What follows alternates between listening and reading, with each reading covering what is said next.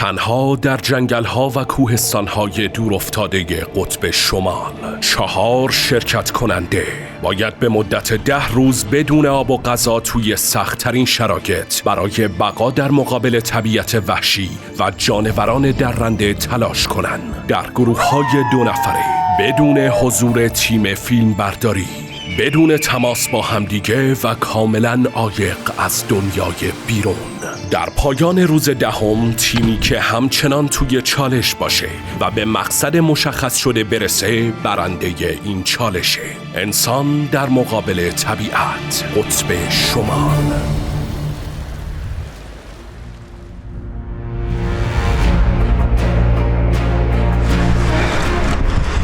سرم گیج داره میره، ولی انگشتای پاهامو حس نمی‌کنم. کمردرد شدید دارم. شکمم خالیه و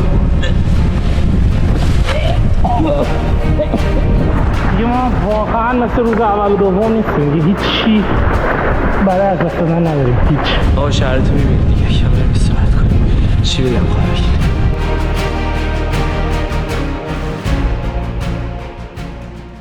اولی شیت، چند تا حیوان دارم این جلو میبینم. وزن شماره خوابه، فکر کنم خوابه. میبینیش؟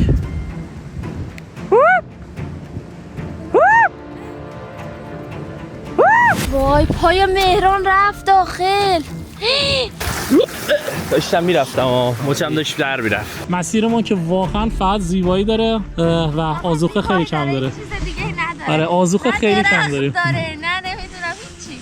آذوقه خیلی کم داریم و تمام این بوت‌های هم که اینجا می‌بینید همه خیسن، باهاشون آتیش نمیشه درست کرد. خیلی شاخه داره.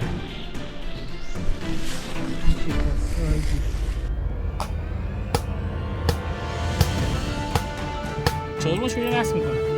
یه ایده دارم، ایدم اینه که باید بری اون بالا وصل کنی به پایین. بگیر بگیر بگیر بگیر بگیر بگیر بگیر بگیر بگیر. صاف کن دیگه. بچه‌ها نمیدونم میبینید یا نه، مهران از دیشب تا حالا همینطوری خور رو بف میکنه.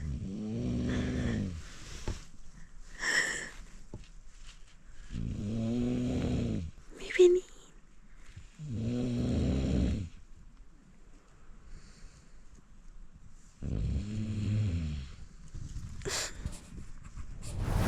صبحتون بخیر بچه‌ها.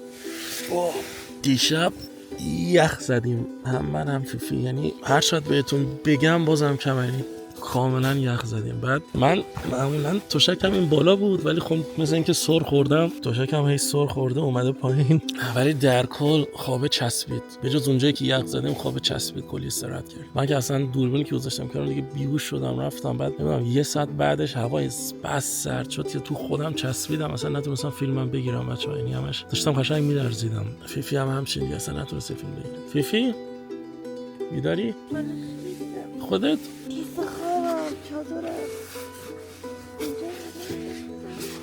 کیسه خوابه اوکی، از بیرون خیس نمیشه، صدا آبه.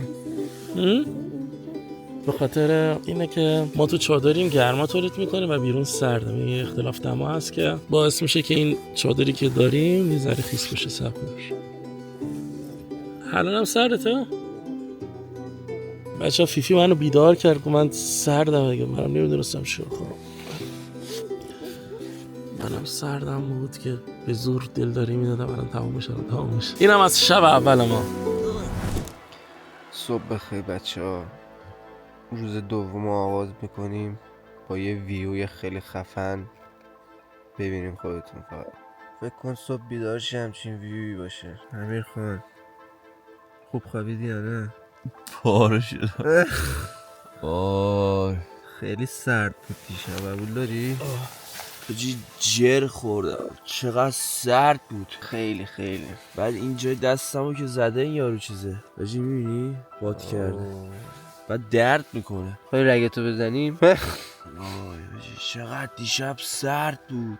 خیلی سر بود. تمام استخونام درد میکنه. من من گردنم فکر نمی‌کردم انقدر. حاجی ای کاش اون چیزا رو مینداختی.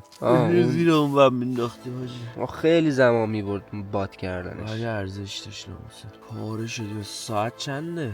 ساعت هم نمیدونم 9 8 9 باید همین هلوش مثلا یه جوری هوا اصلا نمیتونی تشخیص بدی ساعت چنده. صبح یا شبه؟ صبح دیگه منگل. شب بابا روشن بود. آره اینجا بابا 6 این ماه قسمت تو نمیدونی این قسمت 6 ماه روزه 6 باشه.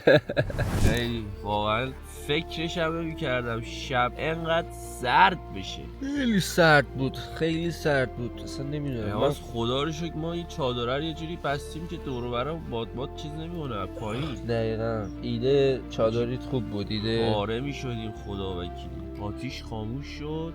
آتیش من اول پام سرد شد. من گفتم ولش کن. آره پاهمون یخ کرد پاهمون یخ کرد. شروع شد حاجی کمرم استخونا همه جا. همینه داداش داریم تو وسط سوئد نزدیک قطب شمالی چالش میگیریم. نه حاجی بلند شیم اینا رو کی جمع کنه. باشیم زود جمع بکنیم. من کاش زن ادامه میگرفتم. زنمو میبردم وسط خونه رو جمع میگیرم. ده آی خدا ما چه گناهی کردیم. ای پاره میشه بریز الان همینم بزن پاره کن. خدا بذاره تو کاسه بود دیگه. خیلی داشته باشه. فعلا بچه بریم جمع کنیم وسایل بچه. ادامه مسیر. عصبی میشم. صبحت بخیر فیفی. صبح بخیر. الان یه صبح تو اینجوری بابا شروع کرده این بودی. سقف کوتاهه. خب بعد موهای من اینجوری میشه نگاه کن. شبیه جنگلی ها شد. الان جمعش میکنیم. دیشب خیلی سرد خیلی شد. سرد بود خیلی سرد بود. تا خوابیدیم یه ذره هوا سردتر شد بعد خیلی سرد ولی صبح اوکی شد. سرد شد. وای داشتم میمردم. آره منم صبح ولی اوکی شد خدا رو شکر. بعد نمیدونم چرا کیسه هامون از بیرون خیس شده. فکر کنم واسه اینه که سقف چادر ما هم خیس شده بود به خاطر اختلاف دما. یعنی یه جورایی مرطوب شده بود و اونم اصابت کرده به کیسه خواب. ولی خدا رو شکر کیسه خواب از داخل خشکه. یعنی اگه کیسه خواب ما از داخل هم خیس بشه این یعنی که تیم ما دیگه از بین میره. یعنی ما باید گیواب کنیم. الان اگه تو چالش انسان حال طبیعت معمولی بود مثل پارسال اون ور یه دریاچه است بر از این رودخونه و تو مسیر اومدن اونم یه دونه دریاچه بود. میرفتیم اونجا وای میستادیم یه ذره ماهی میگرفتیم یه ذره چه میدونم بلوبری جمع میکردیم یه ذره چیل میکردیم. ولی خب امسال نمیشه. امسال ما الان بیدار شدیم با اینکه خیلی زوده ولی باید به فکر این باشیم که 10 کیلومتر رو بتونیم بریم. شما خودتون دیدید دیروز ما چقدر زمان به خاطر 10 کیلومتر نیاز داشتیم چون که اصلا زمینه اینجا خوب نیست و واسه همین هر چه سریعتر باید تمام وسایلامون رو جمع کنیم آتشخالامون رو جمع کنیم بریم به سمت جلو چون که حتی اگه همین الان ما ماهی هم بگیریم آتیش نمیتونیم روشن کنیم. چرا؟ چون که همونجوری که گفتم اصلا نه چوب اینجا هست نه چیزی که بشه آتیش زد. از این علفا میشه استفاده کرد ولی اینا آتیش نمیگیرن. آماده فیفی برای رفتن؟ چرا این شکلی شد؟ معلوم آماده نیستی پس بریم. لیتس گو. اینم از وضعیت چادر ما. خدا رو شکر تونست دیشب برامون سرپناه خوبی باشه از بارون و حالا بارون که نیومد ولی خب تونست از باد و اینجور چیزا ما رو در عموم نگه داره. خدا رو شکر. خداییش خوب بود. ایده خوبی بود. بریم سراغ این دوربینه ببینیم مثلا چیزی گرفته یا نه. امیدوارم که گرفته باشه. اول اینو باز میکنیم به این طریق مادش میکنیم بعد میاریمش رو حالت آف. این الان خاموش شد. هر چیزی که تا حالا سیف کرده رو اگر چیزی رد شده باشه یه گرفته دیگه. نه الان خاموش شد. اینجا باز میکنیم. کرم ابریشمه رو نگاه.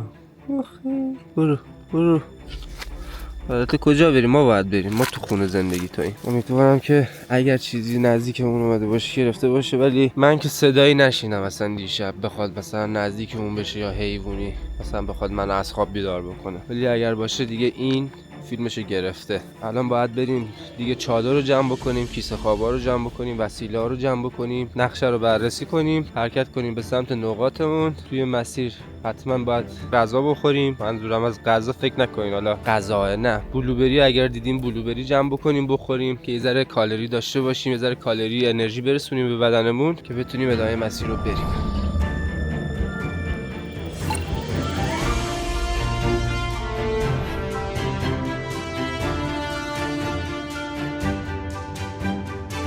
آقا سلام، صبحتون بخیر. من تازه لود شدم. ببین دیشب انقدر سرد بود. خب اولش که خوابیده بودیم من داشتم یخ می‌زدم، خب ولی باز واسه قابل تحمل بود. و یه جا از شب بود که اصلا داشتم فقط میلرزیدم. گفتم بابا مثلا من میرم خونه تمام، مثلا اینجوری داشتم سرم. بعد مهرانو نمیدونم چه جوری داشت خروپف می‌کرد اینجا. بیدار میشد می‌خوابید. اصلا نتونستم اون تایمو بخوابم، فقط داشتم میلرزیدم. ولی دیگه مثلا صبح اینا که شد یه ذره گرمتر شد دیگه، تونستم من یک کوچولو بخوابم. خیلی سرد بود خدای خودمون. بعد صبح بیدار شدم میبینم خدایا داره آب میچکه رو صورتم. یه ذره از کیسه خواب باز بود میدم و آب میچکه. نگو این بالامون نمیدونم به خاطر اینکه داخل شاید گرمتر از بیرون بوده یا هر چیزی داخل خیس شده. من فکرم بارون اومده، آفتاب داره میاد. یه کوچولو نرفت. من فکرم بارون اومده، بعد مثلا اومده داخل چادر.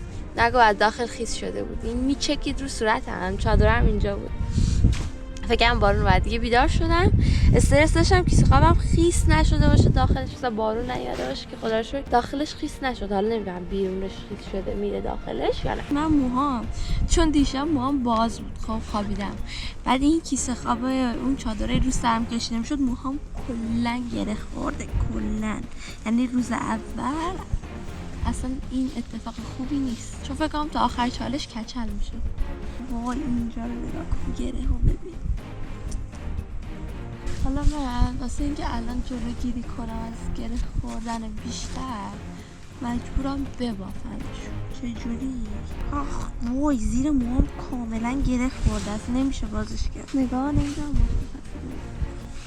دیگه. فکر کنم بهتر از این الان در توانم نیست واقعا، چون خودمو نمیبینم. بس همچنین بس فقط تو دست من نباشه. بچه یه خر بدم که دارم کلاهمو تو کیسه خوابم جا گذاشتم.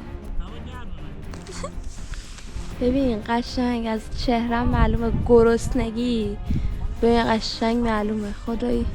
زنگا خون تو بدنم نیست، خیلی گرسنمه. چالش خیلی سخت‌تر از پارسال، خیلی گرسنمه. پیاده روی اوکیه ولی سنگینی وسیله خیلی زیاده، ولی اشکال نداره. ببین فقط انقدر اینجا رو دیدم از اینجا خسته شدم واقعا. دوست دارم مثلا یه ذره جلوتر شدم، جنگل باشه، کویر باشه، هر چیزی باشه جز اینجا. هر چی چشم میبینه همینه، هر چیزی چشم میبینه همینه. صورتمو نشستم هنوز چون آب نیست. مسواک نزدم، ولی خب چون غذا نخوردم زیاد چیز نیست، ولی چرا مسواک نزدم. ولی خمیر دندونم نداریم بچه‌ها. و اینکه باید از زغال و نمیدونم این چیزا استفاده کنیم که آتیش هم نداریم بچه‌ها که زغال داشته باشیم. خلاصه که دهنمون سرویسه. امیدوارم بتونیم امشب آتیش درست کنیم، چون واقعا اگه یه شب دیگه اونطوری سردرد بشه گیواب میکنم.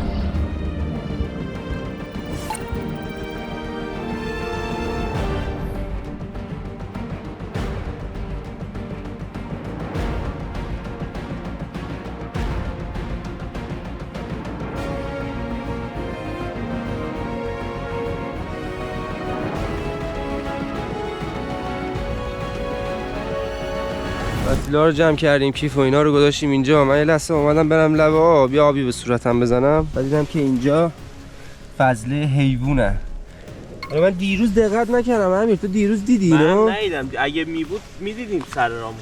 آره نمیدونم، احتمال داره دیشب چی اومده باشه. آخه روش برگه، فکر کنم بوده، ما ندیدیم دقت نکردیم. شاید نمیدونم. دوربینم اگه اومدم باشه فکر نمی‌کنم گرفته باشه، چون دوربین ما اونجا بوده. آره دقیقاً. اوه سریع پناهگاه رو جمع کنیم. پناهگاه رو سریع جمع کنیم. 2 تا طناب بسته بودیم به درخت، این میخا رو زده بودیم بهش، این گوشه‌ها. طنابا رو میکنیم، چادر رو تا میکنیم، کفی هم تا میکنیم، اون چوبه رو هم ور میداریم با خودمون میبریم. ها عنکبوت رو نگاه. اینا عنکبوت خوشگله. اسپایدرمن. خیلی خستم حاجی، خیلی بدنی واقعا. اسپام دارم میرم رو به مریضی. بریم دیگه حاجی، جمع کنیم بریم جلو، بلوبری جمع کنیم بخوریم. لیتس گو. خب بذار من این بنده رو باز کنم. چاقوتو به من قرض میدی؟ بیا.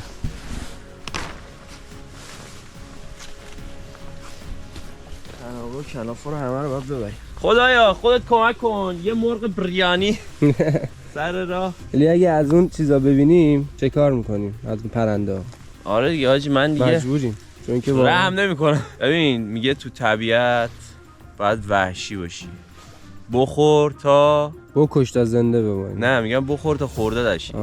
کش نمونه بابا، جملات انگیزشی میگه اول تو. چاقوی شما خدمت شما. مرسی. دیدی اینجوری میزنن دوتا رو زن بابا وحشی دعوامون نشه. آبو بره تو غلاف. اون دو برم از اینجا بکنم. آرمان یک آره تو هم همجوری آیی بد دو سه مطابقه محله.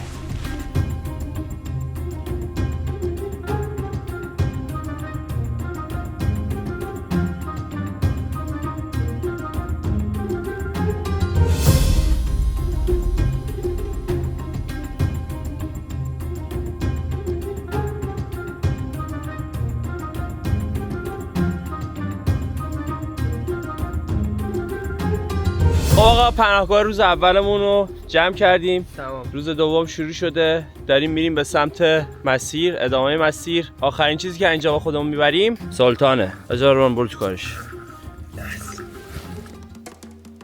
جان این چوب رو باید با خودمون ببریم هر جا بریم. آره اونا رو میبریم، اون دوتا رو من میگیرم. هر جا بریم این چوب پناهگاهمون میشه. Let's go. عصای موسی به سمت ادامه مسیر پرقدرت و گشنه.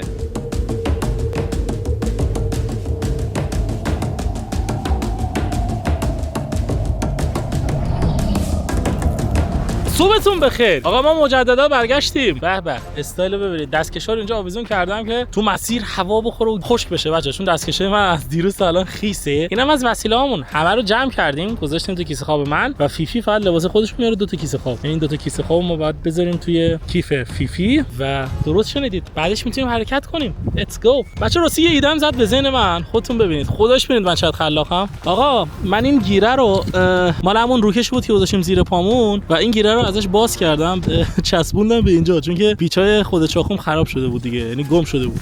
حالا وای نمیسه ولی اوکی دیگه، میشه یه کاری باش کرد. آره اینجوری آدم چاقو راحت میتونه بکشه بیرون.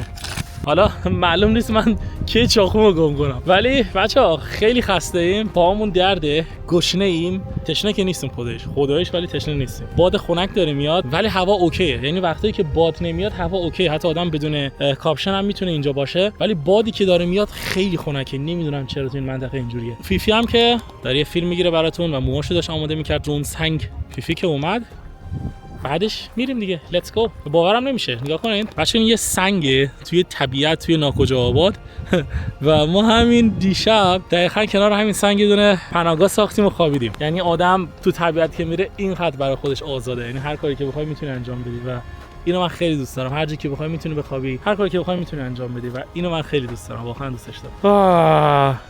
گشنمه شدید. خب فیفی خوبی؟ دختری یا جنگل. همه چی اوکی؟ بله. دیروز ناله میکرد سردمه. بعد کمرم الان گرفته. من چیزی نداشتم بهت بدم، یه شلوار داشتم اونم بهت دادم، یه چیزی نداشتم. گفتم سردمه مهران. یه تیشرت اضافه هم دارم. بعد جالبه من داشتم یخ میزدم، بعد مهران اینجوری میکرد.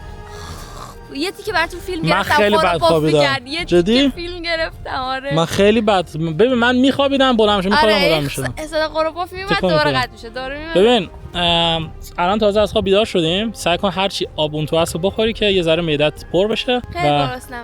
خیلی.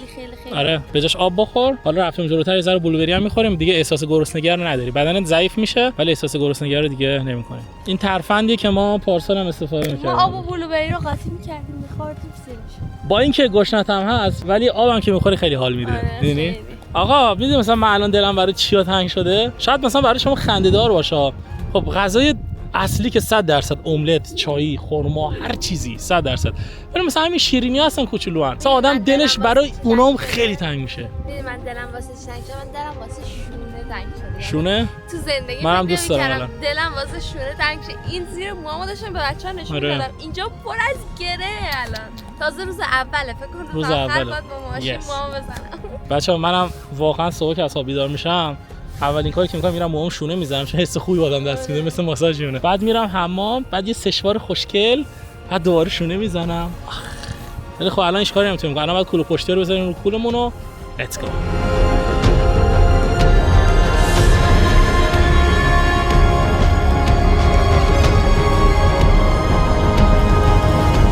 امیر نمیدونم چرا احساس میکنم این کوله‌ای که رو دوشمه سنگین‌تر شده. تو چی؟ منم حاجی همین میدونی دلیلش چیه؟ به خاطر اینکه انرژی روز اول رو نداریم، تغذیه به بدن نرسیده، کالری به بدن نرسیده، فقط آب خوردیم و این خیلی بده. واقعا گفتم سرگیجه داره. و اینکه نگاه مسیر فقط مسیر هم داره بدتر میشه هر روز. دقیقاً هر چیز پیش میریم بدتر میشه.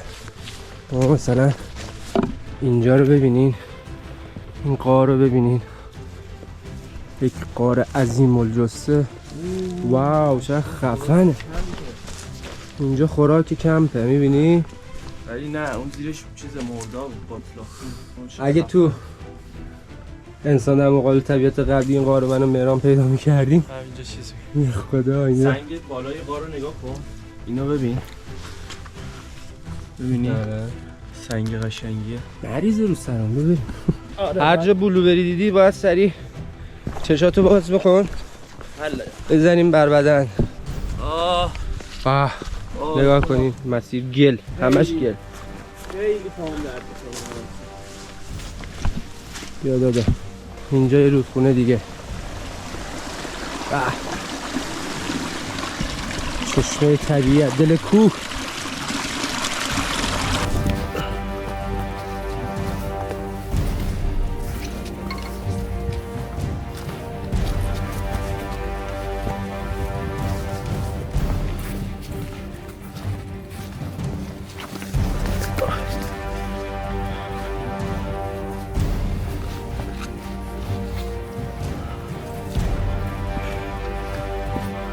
اوی پام.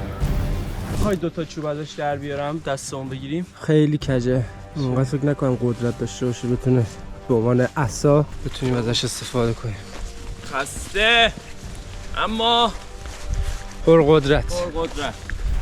بلوبری کجایی؟ یک روز فکر کنم بدون غذا آرمان بتونیم دووم بیاریم، ولی اگه آب نداشتیم چی؟ ببین مکانیزم بدن انسان جوری طراحی شده که تا 5 روز تا 4-5 روز یه هفته هم فکر کنم بدون غذا بتونه دووم بیاره بدن انسان، ولی بدون آب شاید 2 روز 3 روز. و من این تجربه رو داشتم، یعنی من 2 روز توی مسیری که می اومدم بدون آب بودم و واقعا مرگو به چشمم داشتم میدیدم. بعدش خدا رو شکر پیدا کردم آبو خوردم و تازه فهمیدم چجوری باید آب مصرف کنم توی همچین مسیرایی. و آقا خودتون ببینید این روبرو هر چی کوه من دارم میبینم همشون پر از برفن و مسیر ما دوباره خوب نیست. نگاه کنید یه سرپایینی داریم بعدش دوباره سربالایی. حالا درسته که اینا کوه نیستن، تپه‌های کوچیکن، ولی خب اینقدر وزن پشت کولت باشه، خسته باشی، غذا نخورده باشی، گشنت باشه، همینم خیلی سخت میشه براتون. یعنی من الان جوری هم که حتی اگه مثلا بیفتم جوری دور خودم غلطم بخورم اصلا دوست ندارم جلوشو بگیرم، دوست دارم فقط بیفتم پایین. فیفی تو چطوری؟ نفسم بالا نمیاد. آره به خاطر گشنگیه، نفست بالا نمیاد، خاطر گشنگیه. آره به خاطر گشنگیه که نفست بالا نمیاد. دیروز هم بلوبری خیلی کم خوردیم، ولی خب بلوبری هم معده رو پر میکنه ولی سیر نمیکنه. و امسال هم مثل پارسال که نمیتونیم همش بلوبری بخوریم. امسال باید کارهای جدیدتر بکنیم. بچه‌ها ما کلی وسیله آوردیم، ما قابلمه آوردیم، اره آوردیم، کلی وسیله آوردیم. یه پناهگاه خفن بسازیم، روز اول آتیش بپا کنیم، شبش چه میدونم کلی برنامه‌ها داشتیم، ولی متاسفانه تو اینجایی که هستیم نه آذوقه وجود داره نه لوت و این کارمون خیلی سخت میکنه. خب آقا ما تمام کلوپ پشتی و وسیله‌ام برداشتیم. میرم از استایل فیفی و داریم میریم توی مسیر، داریم میریم به سمت جلو. امیدوارم که شما همیشه تو زندگیتون رو به جلو باشید. و آقا من خیلی گشنمه، خب بعد قشنگ آدم احساس میکنه نفس کم میاری. وقتی که گشنته مثلا یه ذره نفس میکشی اون نفس یهو کم میاد، یهو خالی میکنی. ولی این قضیه بد داستانه. قضیه خوب داستان اینه که بدنم به این کوله پشتی کاملا عادت کرد. یعنی حالا درسته که شونه هم درده، ولی خب دردش نسبت به دیروز ذره بهتر شده چون استراحت کردیم و بدنم داره تقریبا خودش رو با این شرایط سازگار میکنه و داره عادت میکنه. این خوبه. این مسیری که داریم میریم الان یکم وایستادیم، من سرم گیج میرفت. آرمان گفت به خاطر اینی که از بدنت داری کار میکشی بهش هیچی نمیدی. امیدوارم امروز بتونیم یه ماهی چیزی بگیریم. اینجا نگاه کنیم چجوری اینجا رد کنیم. ای خدا، این مسیری که داریم میریم هر قدمی که برمیداریم سخت‌تر میشه. چالشت چی بود پسر خوب؟ تو ثابت شده ای، چرا بیای تو چالشه؟ آرمانم که ماشاءالله پیشرو، شاید هم حسین.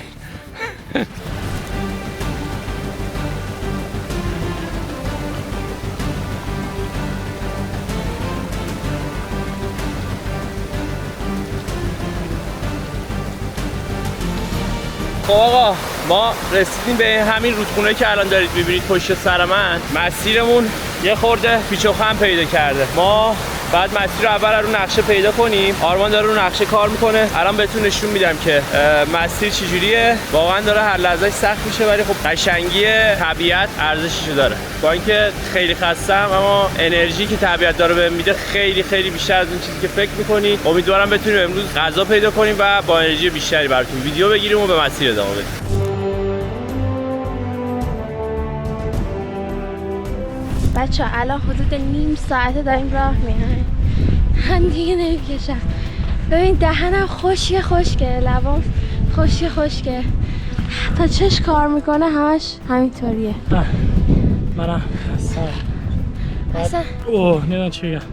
آبم که خودم دل در گرفت، اصلا دل خالی آب اصلا هیچ تأثیری نداشت. گشنمه خیلی. بعد این خط بریم تا برسیم به یه جایی که جنگل داشته باشه، یه چیز داشته باشه بتونیم لوت کنیم. یعنی واقعا الان دارم خط جنگل رو میفهمم. دقیقاً اینجا فقط سنگ میتونیم بخوریم. بریم. آبریزش بینیم و حتی شروع شده. ببینی؟ فقط تنها چیزی که نگرانم گوش و گلومه. اینا سالم بمونن بقیه چیزا رو میشه کارش کرد.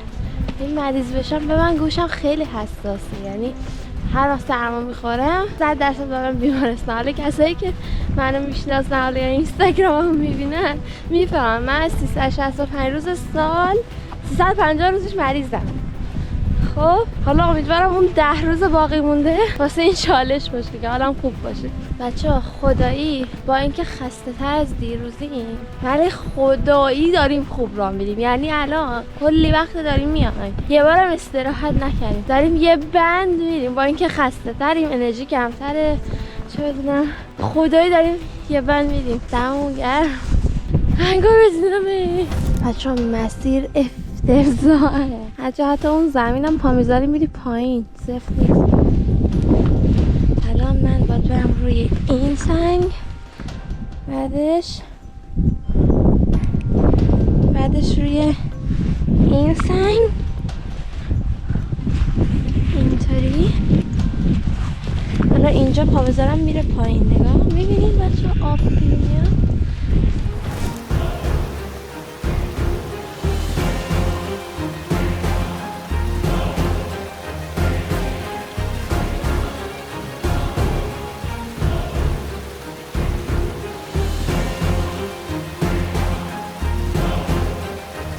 من دست شماره برو میخوای بطور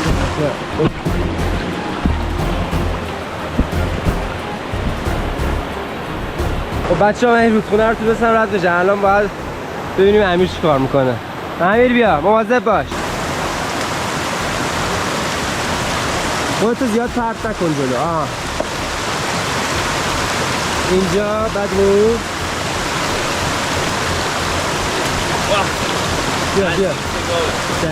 بیا موفق شدی. مسیر سختی خورد به تورمونی و بیا آبشار خروشان یا رودخونه خروشان وحشی. حالا باید رو به جلوتر حرکت کنیم.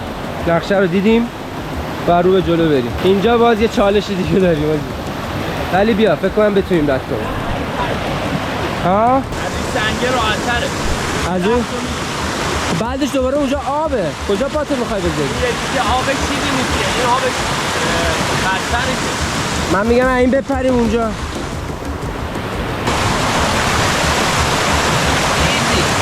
برو اون دست بپر. حالا میخواستی رو اون آب رد چی؟ Let's go. رد میشدیم دیگه چی میشد؟ Let's go. بعد از تقریبا یه پیاده روی خیلی خیلی زیاد اولین استراحتمون. ببین یه چیزی من همین الان دیدم. بچه این جلو رو ببینید، دو تا گوزنن می‌بینیش نشستن.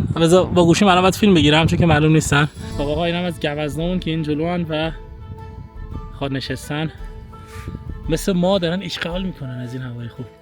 ولی واقعا فیفی هوای اینجا خیلی اوکیه، خیلی خوبه. بعد طبیعتش خوبه. نه میدونی به چه شرط؟ به شرط اینکه مثلا با یه کمپری با یه چیزی بیای، مثلا تو ماشینت باشی، صبحونه درست کنی برای خودت. خب بعد بیای چه میدونم پنجره بیرون رو از لب پنجره، یا اینکه اصلا پنجره بده کنار، مشکل نیست. چای داغ بگی تو دستت، کافه داغ برای خود نوشیدنی تو بزن. نرم داشته باشی. آره بعد ببین استارلینک هم نصب کنی رو سقفش. خب بشینی بازی کنی. بشینی بازی کنی با این ویو، بعد اون گوزن هم جلوته. چه حالی میده اصلا، مثل رویا میمونه. ولی من یه روز این رویا رو تبدیلش میکنم به واقعیت. منم ببر. تو رو خدا این هم پیاده اومدیم یه جا. نه فیفی هم راست میگه. یه جا هم حداقل بشینیم گیم بزنیم. چالش گیمی باید برگزار کنیم. آره خیلی. بچه ولی بازم دم فیفی گرم که امسال هم تو این چالش شرکت کرد. فکرش نمی‌کردم بیاد. چون که بهش گفته بودم ما قراره 10 روز تو طبیعت بدون آب و غذا 100 کیلومتر بریم. بعد من فیفی گفتم، فیفی گفت اوکی بریم. لیتس گو. گفت بریم. گفت بعد کی؟ بعد هفته بعدش به من زنگ زد گفت میران چالش کی شروع میشه؟ گفتم هنوز نمیدونیم. 2 هفته بعد میران کی شروع میشه دیگه. یعنی واقعا که تو مسافرت بودم. آره تو مسافرت بود، تیکت گرفت برگشت برای این چالش. آره گفتم بعد بریم. آخه خلاصه باحاله، سخته ولی تجربه خیلی یه تجربه که هیچ وقت آدم دیگه آره به دست نمیاره. اونایی که میگن دخترها ضعیفن حتما این سریال رو تا آخر ببینن. گیواب نکنی آبرومون بره. امکانش هست. اگر دست و پام اگه گیواب کرد نبینن. اگه گیواب کرد دست و پام بشکنه آره منم همچنین. در غیر این صورت نه. من حتی اگه مچ پام پیچ بخوره مثلا تیشرتمو پاره میکنم، میخوام ببندم به مچ پام. من نمیتونم. ولی اگه بشکنه باید بکنی. اگه بشکنه که دیوانگیه که دست پات بشکنه بخوای چالش ادامه بدی، چون که بعد جوش میخوره. انقدر درد زیاده. اصلا بتونی هم دیوونگیه، اون دیگه چالش نیست، اون دیگه احمق بودن. ولی به خاطر غذا و چون جای خواب گیواب نمیکنیم. خب آقا تقریبا یه ساعتی پیاده روی کردیم بیشتر. آره. الان زدیم بغل یه عالم از این بلوبری‌ها و چیا؟ اینا کرانبریه. کرانبری و بلوبری پیدا کردیم. الان می‌خوایم بچینیم، یه ذره بشینیم، یه ذره اینا استفاده کنیم، بخوریم، شب بدنم یکم جون گرفت و ادامه مسیر رو بریم. چیزی که از روی نقشه برآورد کردیم، احتمالاً مسیرمون شاید یه خورده پیش‌تر پیشم بشه. چون یه سری جا ممکن اشتباه کرده باشیم. این چیزی که نگرانمون می‌کنه. ولی الان فعلا یکم شاکمون رو سیر کنیم. تموم شده بیا. آرمان چه می‌کنی؟ اینا کرانبریه، خیلی شبیه بلوبریه. خب می‌بینی؟ آره. بعد توشو نگاه کن. می‌بینی خیلی آب داره. اوکی. بعد یعنی آبش بیشتر از خودشه. مهران میگه کرانبری ویتامین سیش خیلی بیشتر از بلوبریه. ولی خب باحاله، من میخورم باحاله. خوشمزه است. میادم به من بده. اوکی. تست کنیم ببینیم چجوری. اولین بار دارم اینو میخورم. چطوره؟ خوبه بد نی. خوبه.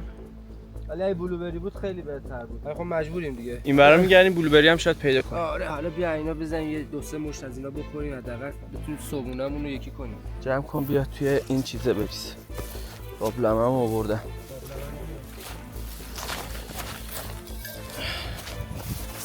بیا. خب بعد شما بریم یه کم جمع کنیم این بلوبری‌ها و کرانبری‌ها بشونیمشون، بعد دوباره ویدیو بگیریم موقع خوردن. امیر جونه. لذت خوردن اینا این خوبه که مثلا پای بوته میشینی میخوری، ولی این لذتش بیشتره که انقدر جمع آره. بکنی یه مش بخوری، اون خیلی عالیه. من بچه بودم تخمه رو میشکوندم یا عالمه تو دهن جمع می‌گیری میشکوندم، بعد همه رو با هم میخوردم. خیلی حال شرکت میده. مزمز فهمید تو این کارو میکنی و اومد مغز تخمه زد. اونا چقدر خوب بود ولی گرون بود. هر چیزی که لذت داشته باشه هزینه هم داره آقا. جان حرف سنگینی بود یه جنگل نورد فقط این حرف بلده بزن. بیا کمک کن بیا. یه چیز دیگه بچه‌ها، من کمربند نیاوردم، نگاه کنید یه دونه این نخا بده کردیم واسه کیفه، اینو بستم که کمرم شلوارم و کمرم نیفته. الان یالا اینا خوردیم، زبونامو نگاه کنید.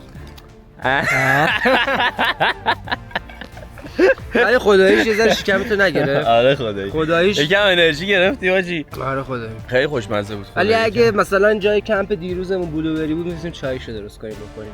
یعنی الان جلوتر رفتیم آره لهش می‌کنیم، یه ذره آب جوش می‌ریزیم، آب می‌ریزیم می‌ذاریم رو آتیش، قل می‌خوره. جان برو به سمت ادامه مسیر، این کوه هوا بکشیم بالا. بچه‌ها همین الان پشتمون کلی گوزن گوگولی واسطاده. تو گوپرو معلوم نیست مهران واسهتون فیلمشو گرفت. خیلی گوگولی هن، قیافشون خیلی بامزه است، ولی نزدیکشون بریم دیگه نمیدونم چیکار میکنم. خیلی دوست دارم یه بار خیلی نزدیک برم گوزن رو ناز کنم، ولی نمیدونم چیرم میرم فکر کنم. هرچی میریم از این دشت لعنتی بیرون نمیایم. فکر کنم تا آخر مسیرمون ما فقط تو دشتیم.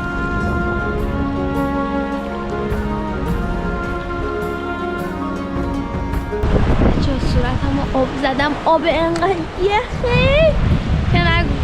بایار خیلی حال میده. نمیتونم تصورش کنم تو این آب بخوام برم خودمو بشورم دوش بگیرم حمام کنم. خیلی زرده. آی نگاه چقدر خوشگله. تهران آبور خانواده. خب آقا از همون چیزی که میترسیم همون اتفاق هم داره برامون بیفته. فیفی رو میبینید؟ بله بغل یه رودخونه خیلی بلند و بعد البته خدا رو شکر عمقش کمه و ما باید بریم دقیقاً اون ور رودخونه. تنها راهی هم که داریم اینه که از رودخونه بگذریم چون که عمق رودخونه اصلا کم نمیشه. یا ببین انقدر که راه رفتیم جورابم سوراخ شده میبینی؟ آره راست میگه. ناکات هم پریده. همه رو باید در به شلوارت اگه نمیره بالا. پاشم ببین اصلا بالا نمیاد. از زیرش یه چیز نازک دارم ولی اصلا بالا نمیاد که بذارم کنه. مثلا اینو باید بیرون بیارم به جاش بارونی رو میپوشم. آره. وای وای. آخه چقدر خوبه بدون کفش. جورابم سوراخ شده. باورم نمی‌کنی این جورابه چقدر ضخیمه.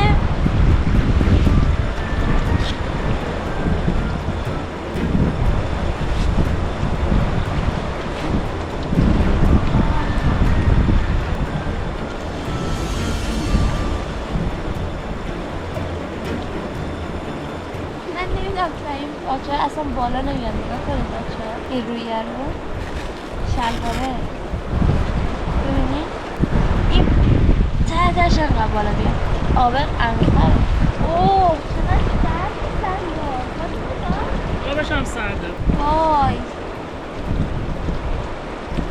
همین 2 دقیقه پیش داشتم میگفتم من اصلا نمیتونم فکرشو کنم الان تو این سرما برم تو آب. یعنی باورم نمیشه.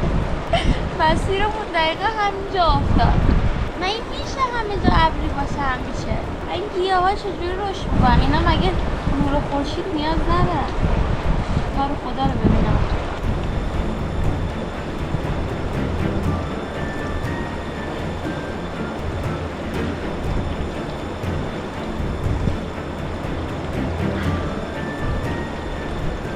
خیلی سرده. از پسش برمیاد. مسیرمون رسیده به سربالایی. غذا نخوریم حاجی زانوامون نمیکشه ما. سینه کشی کوه باید بریم بالا.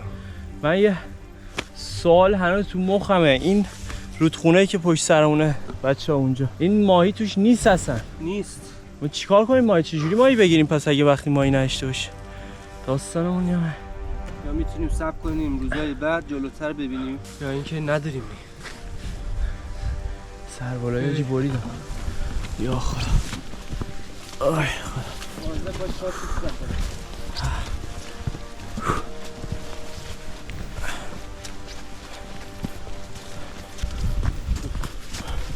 برسیم به آخرش ببینیم چیه. پاره شدیم. پاره. ببین چی پیدا کردیم دوباره. خدا رو شکر. این آسه آتیش پرفکته. صداشو گوش کنین. خشک. اینو دوباره برمی داریم. فقط پوست روشو. توش درخته ولی اگه اینجا کم می بودیم میتونستیم بزنیم به عنوان آتیش ولی خب پوستش به دردمون میخوره بیشتر. یه ذره بلوبری خوردیم ولی همون هم انرژیش رفت. 2 کیلومتر راه اومدیم اون یه ذره. همینه شرایط سخت است و دشوار. ما میتونیم. آره با امید خدا میتونیم. بهت قول میدم. که 9 تا کشور اومدیم. به خدا. حالا 100 کیلومتر پیاده. بچه‌ها این قرمزا رو می‌بینین؟ اینا سمی ان. نمیدونم اصلا میشه خورد نمیشه خورد ولی خب ترجیح میدیم نخوریم مثلا وقتی نمیشناسیم بیا. اینا عالی هم واسه آتیش. اینا واسه چخماق بهترین چیزه.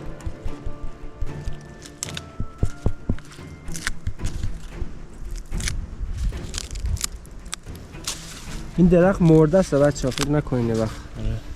هیچ باحاله. شبیه یوه. شبیه یوه؟ یوه برعکس. شبیه همه چی هست.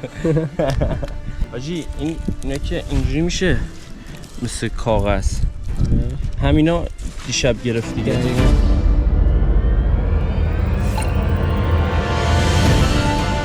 خب بچه‌ها فیفی آماده است؟ برو منتظرم فیلم تو منم بگیرم. آماده است. آره منم آماده است. یعنی مغزم کار نمیکنه. منم آماده‌ام و لیتس گو. آی برم بودو یک زدم. واسه فکر کنم از راست برم بهتره. بچه سمت راست من دارم یه مسیر میبینم. فکر کنم از این سمت برم بهتر باشه بعد اگه اشتباه نکنم. سنگاشون هم سره، حواست باشه. خب کیفم چرا نمیبری؟ کیفمو یادم رفت. راست میگی. تعجب کردم چرا اینقدر سبکم. بچه‌ها بذار برم کیفمو بیارم. لیزه؟ یه ذره آره. واه بعدش اینه که خیلی سرده. بیش از حد سرده. بچه‌ها مهران با موفقیت رد شد ولی همین الان شروع کرده داره بارون میاد. خیلی یهویی، خیلی بدون مقدمه. مهرانم اونجاست منتظر من. حرام شانس بدی داریم، بارون داره میاد. باورم نمیشه همین یهویی همین الان که نباید میومد. مهران داره میاد، یه سری وسیله اینجا بوده دوباره با دیگه الان با هم بریم. یخ زده. بچه‌ها کفشا رو آویز کردیم. حالا مهران اومده یه ذره وسیله من چون سنگینه. یه ذره سر نمیاد پاتی که گذاشت. وایسا یه لحظه. میخوام راست چپش کنم ببین سر نکنیم بعد. وای چقدر سرده. بیا اوکی میشه. با تو راست چپ کنی قشنگ.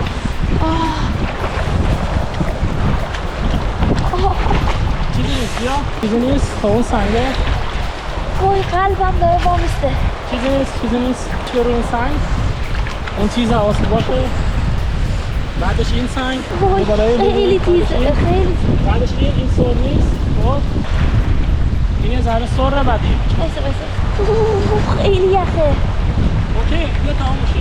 یه ذره اوکی چیزی نیست بیا روی مستقیم بیا روی این سر نیست. عالی. وای خیلی سرده. سنگ بعدی اینه. یه لحظه واسه نره. گرمت نمیشه بعد بیای. وای عادت میکنه. لیزه میخورم زمین. این لیز نیست. یه پاتو بذار رو سنگ پایینه. اینم لیزه. حواست باشه.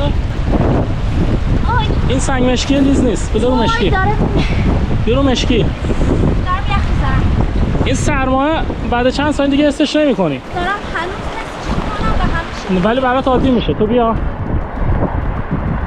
سنگ مشکی فیفی چپ. نمیرسه خب پام کوتاه. اوکی پس یه پاتو بذار رو اون سنگ بغلیه. اینا سرن. دستام بگیر. حالا بیاریم اینجا که پام هست. اینجا انگشتمو حس نمی‌کنم. چیزی نیست. خب از اینجا به بعد هم ذره سره.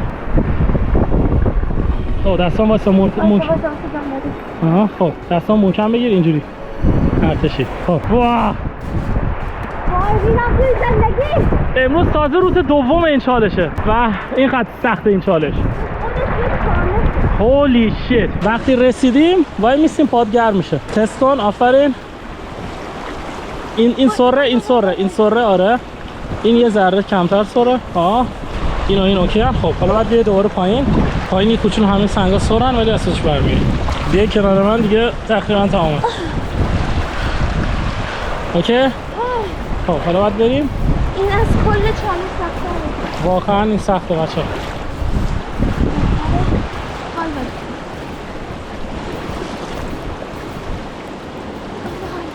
لیزم هستن علاوه بر لیزی. این لیزه. یه ذره دیگه بری به این میرسیم و تمامه. اوکی؟ یه کوچولو دیگه باید اراده داشته باشی. اوکی؟ میبینی؟ تمام شد برای من. آی کل بدنم داره میلرزه. کلی راه پشت سرتو ببین. کلی راه اومدی.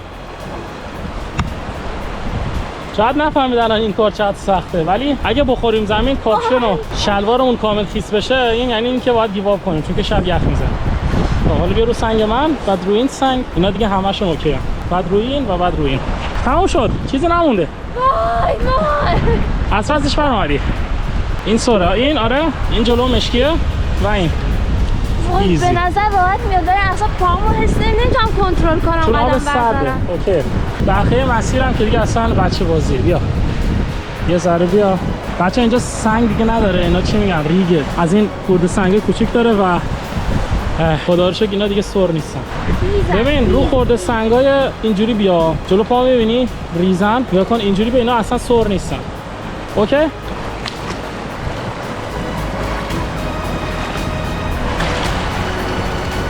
سنگای بزرگ خیلی سرن. خیلی حواست جمع. خدا رسیدیم دیگه. 4 متر مونده.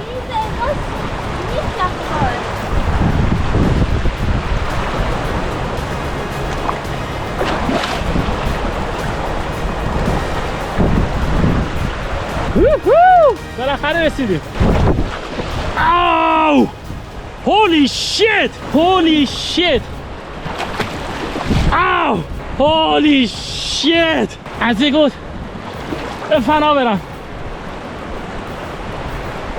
اینجا خطرناکه یه ذره.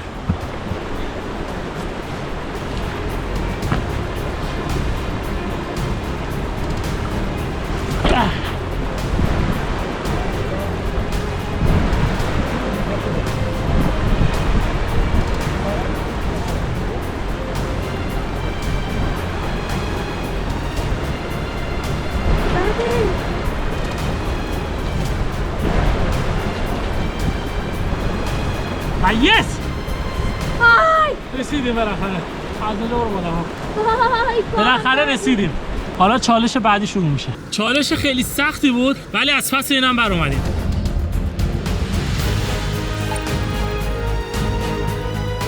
آقا ما رسیدیم به چشمه رودخونه کوچیک. چقدر اینجا خوشگله. نمیدونم اونجا رو می‌بینید.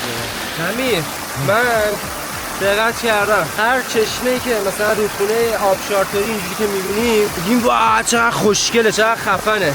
میریم جلوتر خوشگل‌تر آره. می‌بینیم. هی باید ویدیوشو بگیریم که ببینین شما ببینین چقدر خفن این طبیعت. واقعا اصلا بکره خیلی بکره. به خدا که این آبو تو زندگیم تا حالا نخوردم. به قرآن. تقریبا ما یه 5-6 کیلومتر دیگه اومدیم و واقعا دیگه حس می‌کنم جونی تو بام نمونده. خیلی داغونی. به سینه کشی کوه اومدیم بالا. نفسمون رو برید این کوه. جونمون رو گرفت. سربالای خیلی سخت. خدا کنه جان بیافتیم سرپایینی حال بده. از این میترسم که الان بدنمون خیس عرقه.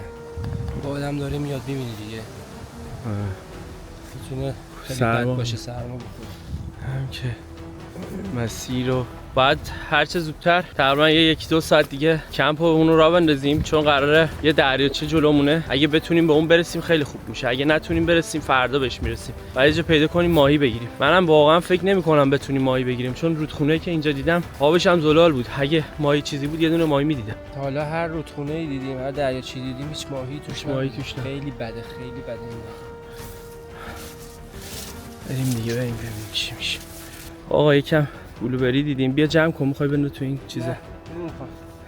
بخوام همین حالا بخورم گوش نمیدم. ببینین این کرنبریه که برگشون تیز تیزه. اینا بلوبریه این برگای خندتر. رنگشون هم حتی فرق داره. بلوبری یه ذره مات‌تره رنگش. 5 تا دونه کنه. این چی اونو میگیره؟ میزنی؟ نه نوش جونه.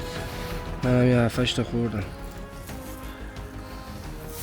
وعده غذایی هم نوش جون. 100 کیلومتر هم بر راه بریم. واقعا $1000 حلالمون. خدا $1000 حلالمون. خوب بود. وای بچه قلبم واساد. ببین وسط جوریه که نمیتونی بری نمیتونی برگردی نه کسی هست به دادت برسه. یعنی همون جای خودت. خیلی سنگاش لیزن. حالا لیزیش هم به درک هیزن بس نمیشه. نمیدونم خیلی سرده. اونجا که میری مغزت میخوای قدم برداری مغزت نمیذاره قدم برداری. یعنی پاهاتو حس نمیکنه. اصلا یه چیز عجیب غریبی بود. قرمز شدم. بری دیگه بر نگردی. این چه جایی بود. خب اون اتفاقی که نباید میافتاد متاسفانه افتاد. خودتون ببینید. چی شده؟ اینجا رو می‌بینی؟ آی آی آی آی آی آی وای نکن. نمیدونم سنگ چیزی زده پارش کرده. این چه اسپریه؟ ضد عفونی کننده است. اوکی. وای می‌دونستم خون ببینم حالا بعد این خون نداره خیلی راحت. بچه‌ها ما از این ستای کمک‌های اولیه داریم که توش اسپری ضد عفونی کننده هم هست با کلی خرت و پرت دیگه و امسال برعکس پارسال از این ستا میتونه استفاده کنه. امتیازی کم نمیشه. دلیلش هم به خاطر بهداشت بود چون که اگه اینجوری نبود حتی خود منم ازش استفاده نمی‌کردم. واسه همین گفتیم که برای اینکه بچه‌ها تو شرایط استوری حتما ازش استفاده کنن امسال دیگه بابت استفاده کردنش امتیاز از کسی کم نمیشه.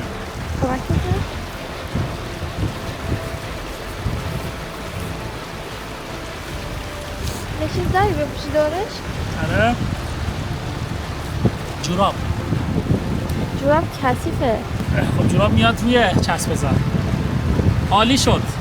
همینجوریش من پاهم درد میکرد، سرعتمون پایین بود، الان پاهم آسیبم دید و فکر کنم نزدیک به 80 کیلومتر دیگه باید بریم. الان فکر کنم 1 ساعت اینجاییم. چقدر رفتیم؟ بیشتر، خیلی فکر کنم بیشتر. 1 ساعت اینجاییم، 20 متر رفتیم. من حتی شلوارم هنوز نپوشیدم. باید برم شلوار رویی ما بپوشم.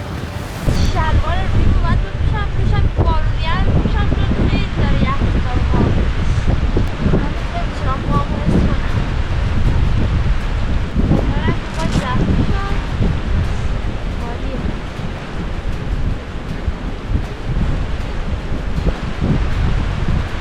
اوه سرده.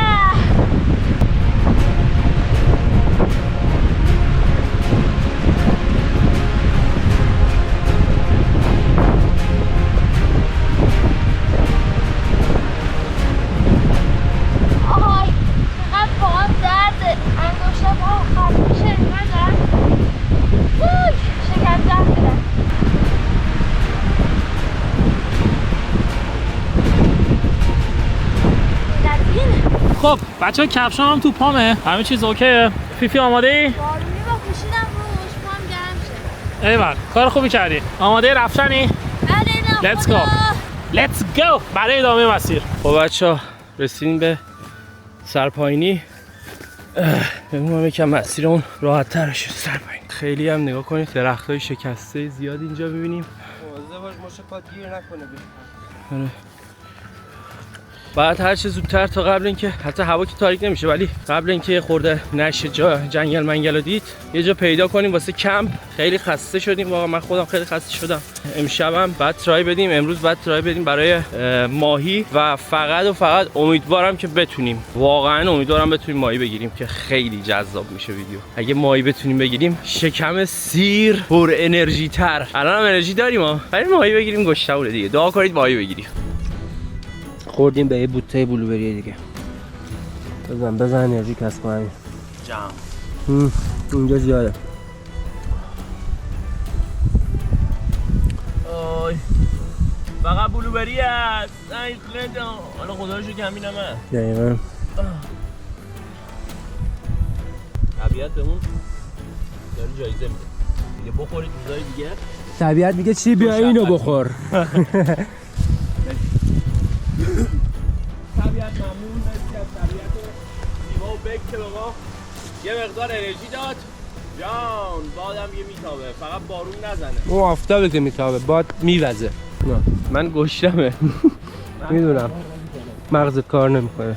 پوستا رو پوست. چقدر درخت شکسته اینجا هست. اینجا طوفان‌ها شدید میاد. طوفان‌های موسمی، بادهای موسمی از شمال و شرق چچینستان، چچین. جان برگردیم بریم کباب.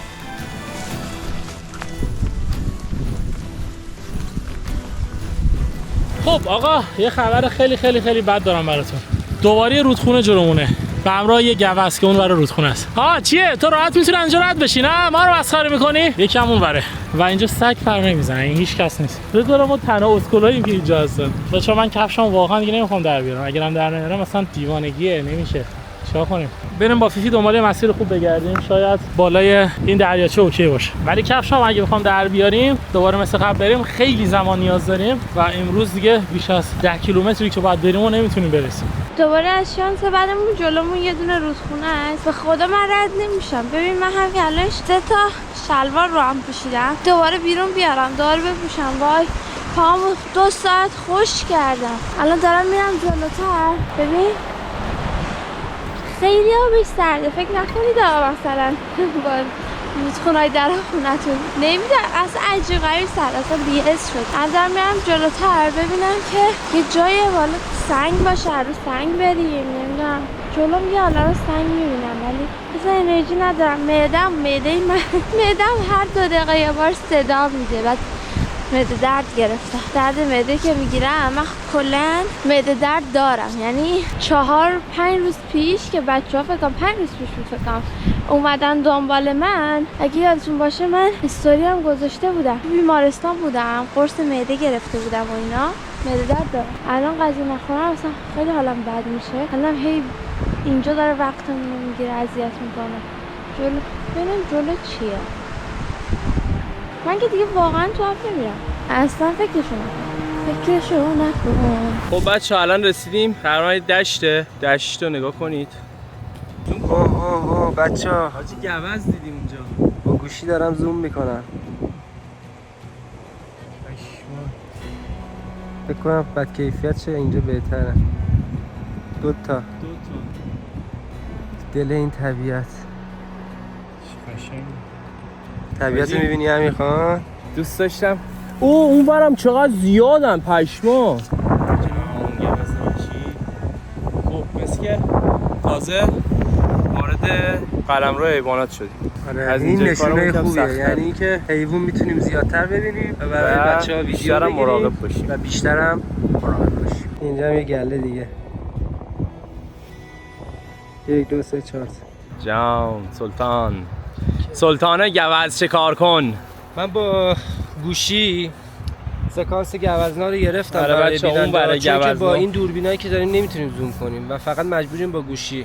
وارد قلمرو حیوانات شدیم. جان سلطان دیگه الان باید بفهمن دیگه شیر اینجا کیه، شیر این دشت کیه، سلطان این جنگل کیه، دیگه خودشون باید بدونن. بریم دیگه بریم. تو قررش اولو میکنی یا من؟ قرروتون کیه؟ میگه شیرم که باشی آسوبا با تیتاب میخورم. خب بچه‌ها مسیری که پشت سر من می‌بینید جلوتر از یه دریاچه است، جلوتر از این دشت. با آرمان داریم میریم اونجا کمپ کنیم امشب و یکم استراحت کنیم، آتیش روشن کنیم و دور قلاب ماهیگیری رو آماده کنیم، ببینیم میتونیم توی اون دریاچه نزدیکش ماهی بگیریم یا نه. آرمان نظرت چیه؟ فکر می‌کنی بتونیم؟ من هیچ نظری ندارم.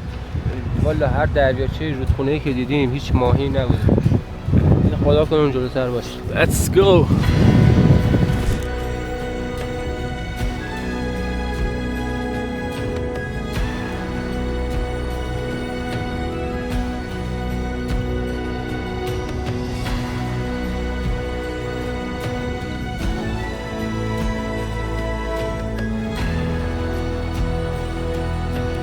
خب بچه ما این بالا رو چک کردیم و مسیر بهتری نیست. اینجا هم که میبینید پر سنگه، چپش آبش خیلی عمقش زیاده و سنگ هم دیگه نیست. شاید پرنده اونجاست.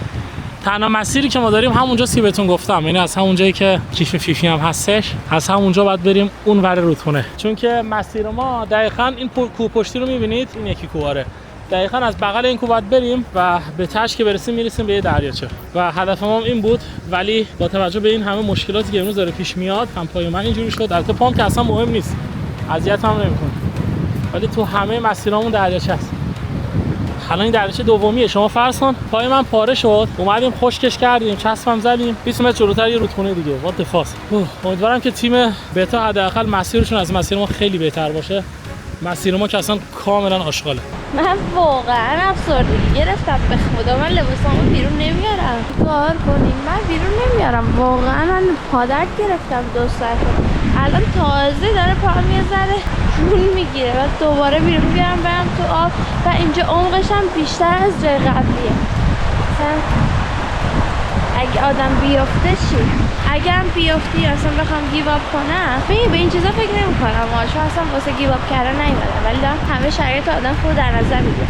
اگه اینجا بخوام زمین گیو اپ کنم یخ میزنم اول اینکه تا بخوام بیام، چون که اول اینکه باید برسم به جای هلیکوپتر. فکر نمی‌کنم هلیکوپتر اینجا بتونه بیاد دنبالم و اینکه یخ میزنم اصلا خیلی افتضاح‌تر مریض میشم. باید یه ذره از عقلمون استفاده کنیم، یه چیز خیلی راه خیلی بهتر پیدا کنیم. به نظرم موهای من خدای شونا هم ندارم. بچه‌ها اون دریاچه که بهتون نشون دادم، گفتم بعد بریم اونجا کمپ کنیم، رفتیم نزدیکش ولی نمیشد کمپ کرد. چشمی هم معلوم بود نمیشد کمپ کرد. الان داریم میریم یه مسیر دیگه ببینیم میتونیم یه جای کمپ پیدا کنیم. نمیدونم اگه کنار دریاچه بتونیم که ماهیگیری رو باید شروع کنیم، اگه نه روز دوم گشنه باید بخوابیم که خیلی بده. روز سوم می‌کنم بیدار شیم دیگه تمام توانمون بین رفته باشه. ببینیم چی میشه. خب بچه‌ها فیفی اون پشت یه ذره تو خودش بود، فکر کنم اعصابش از این خورده که دور کفش رو در بیاره و رودخونه رو رد کنه. ولی من تا اومدم اینجا و یه مسیر جدید پیدا کردم. خودتون ببینید یه مقدارش هم خودم اومدم. به نظرم مسیر خوبیه، با کفش میشه رفت و پر از سنگ تا اون پشت و جواب. الان باید برم به فیفی بگم اول اصلا مطمئنم که خوشحال میشه، بعد بهش بگم بعدش کلو پشتیامون رو بیاریم و همین مسیر انتخاب کنیم. بچه‌ها من بالای 20 دقیقه است که از مهران جدا شدم. هی اومدم این رودخونه رو بالاتر کرد یه جا خوب پیدا کنم رد شیم، ولی اصلا ببین همه جاش عین همه. سرده، خیلی سرده، وقتمونم رفته، کلی تایم از دست دادیم. بعد شاید هنوز 1 کیلومتر هم نیومده باشیم به خاطر اینکه همش درگیر آب رد شدن بودیم و این چرت و پرتا. الان من کلی را دوباره برم برگردم پیش مهران، پیش مسیلام و ببینم چیکار میکنیم. اصلا نمیدونم چه شانس بدی ما داریم. من تازه فکر میکردم مسیر ما از مسیر گروه یکی بهتر باشه. ببین موی گوز، نمیدونم موی گوز نه موی چیه رو نمیدونم، زیاد دیدم. خیلی سرده.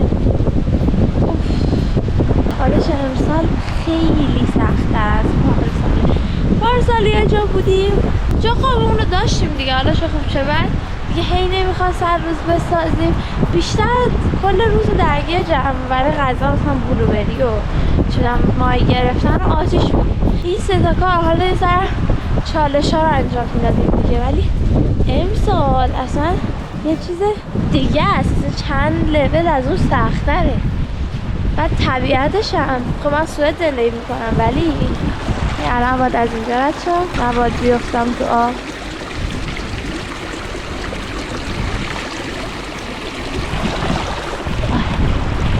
اینجایی که من اصلا دشت تو سوئد ندیدم اینطوری، من جنگل دیده بودم. و تصوری که داشتم از این چالش، خب مثلا لوکیشن ها که نمیدونستیم ما، مهران به من پیام داد میای چالش و اینا، اوکی.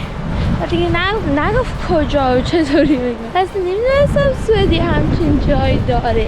همش تصورم این بود چالش اون تو جنگل. آخه جنگل شاید یه ذره ترسناک‌تر باشه، ولی خیلی کارهای بیشتری میتونی بکنی. چوب داری، حالا سنگ و میوه و هر چیزی که بخوای جنگل میتونی پیدا کنی. اینجا هیچ چیزی نیست واقعا. چی باید پیدا کنی؟ نه چوب داره، فقط سنگ و چی میگن علف جلبک چیه اینا. اونقدر گرسنه‌ام مغزم کار نمیکنه. بعد برم پیش مهران میبرم.